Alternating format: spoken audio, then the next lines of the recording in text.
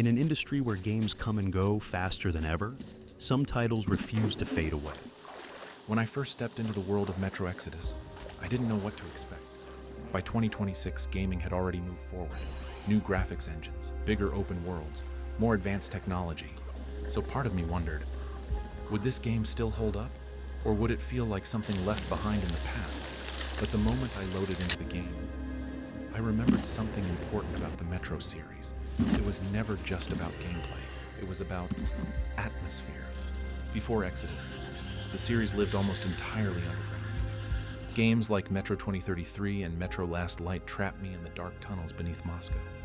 Every station felt like a fragile human settlement. Outside those stations, there was only darkness, mutants, and the constant fear that humanity might not survive. Back then, the tunnels themselves felt alive, but they were also limiting. Everything happened underground. Everything felt confined. And that's exactly why Metro Exodus felt so different when I first played it. The biggest moment came when the story finally took me to the surface. For years, the characters believed the outside world was completely dead. But when I climbed out of the Metro tunnels, I realized something shocking. The world was still there, broken, destroyed, but still alive. Instead of staying in Moscow, the story sends me on a journey across Russia aboard a train called the Aurora. That train becomes my home, my safe place, and every time the Aurora moves forward, it feels like the story is moving with it. Each new region brings something different. Flooded villages, endless deserts, dense forests where nature has taken back the land, and every location feels like its own chapter in a long journey. What surprised me the most while replaying the game in 2026 was how believable the world still feels. Most modern open-world games suffer from something called map fatigue. Huge worlds, endless icons, and checklists that never seem to end. At first, it looks impressive. A massive map, countless objectives, things to do everywhere you look. But after a while, those worlds begin to feel empty, like vast oceans, with the depth of a puddle. Exploration slowly turns into routine. Another marker, another objective, another task on a never-ending list. But Metro Exodus takes a very different approach. It rejects all of that. The game doesn't try to overwhelm you with size. Instead, it focuses on meaning. Its world isn't designed to be a playground. It's designed to feel heavy, uncomfortable. There is no glowing radar guiding every step, no endless icons covering the screen. Instead, when I want to know where I am, I pull out a physical map, a worn piece of paper, covered with hand-drawn notes. It doesn't guide me step by step. It doesn't reveal every secret. It only shows what I've discovered myself. And that small design choice changes everything. Because suddenly, exploration feels real again. When I see a strange structure on the horizon, there's no marker telling me what it is, no icon promising loot, just curiosity. So I walk toward it. Sometimes I find abandoned shelters, sometimes hidden supplies, and sometimes something much worse. The map never promises safety. It only reminds me where I've been. And that's what makes exploration in Metro Exodus feel different. It's not about clearing icons from a checklist. It's about learning the world, one discovery at a time. Another thing that still stands out is the survival mechanics. In most shooters, weapons are simple. You shoot, you reload,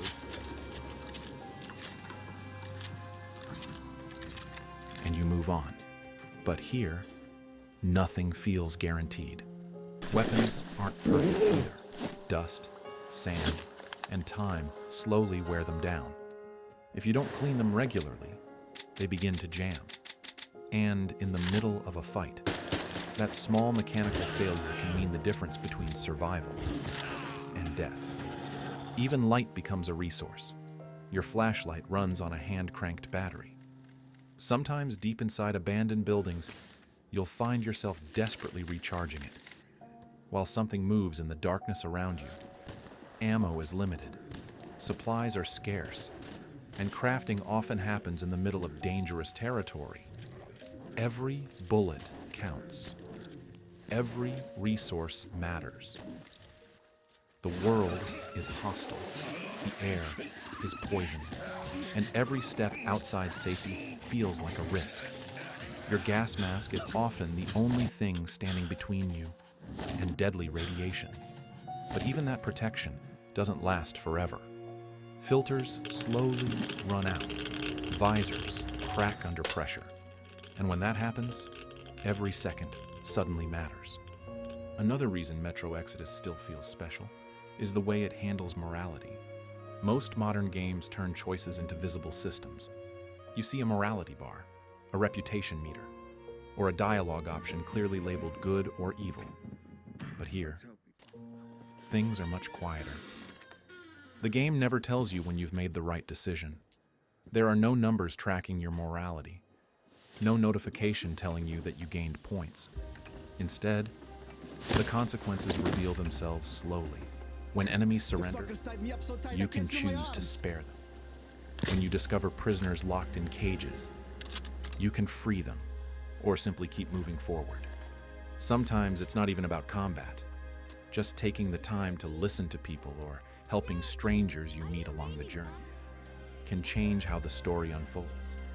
And those small decisions begin to shape the fate of the crew traveling aboard the Aurora. Some companions may stay with you. Others may leave or never make it to the end of the journey. It's a system that feels subtle, but powerful. Because it reminds you that survival isn't just about staying alive. It's about the kind of person you choose to be, in a world that has already lost its humanity. And even years later, that quiet moral system is one of the reasons Metro Exodus still feels meaningful to play today. Atmosphere is something most games try to create, but very few truly achieve. In Metro Exodus, it isn't just a feature, it's the foundation of the entire experience. Every step through the wasteland feels heavy, and visually the game still looks incredible, especially the Metro Exodus Enhanced Edition. The lighting feels realistic. Sunlight cuts through ruined structures. Dust particles float through the air. And at night, the darkness feels truly overwhelming. Somewhere in the distance, metal groans, like the ruins themselves are still trying to hold together. And then there are the sounds you can't explain. Faint echoes, distant movements, things that never fully reveal themselves. That's where the tension lives. Because the game doesn't rely on constant danger. It lets the atmosphere do the work. Sometimes nothing happens at all. And somehow that feels worse. Because you're left alone with your thoughts, wondering if something is watching you from the dark. But let's be honest, Metro Exodus isn't flawless. And some of its problems are hard to ignore. The pacing can be inconsistent. At times, the game builds incredible tension, but then it slows down a little too much. Some regions move at a slower pace. Combat can feel heavier compared to modern shooters, and occasionally the artificial intelligence behaves unpredictably. But these flaws rarely break the experience, because Metro Exodus was never meant to be a fast action game. It was meant to be immersive. So, is Metro Exodus still worth playing today? The answer isn't simple. It's not the fastest game, it's not the biggest, and it's definitely not perfect.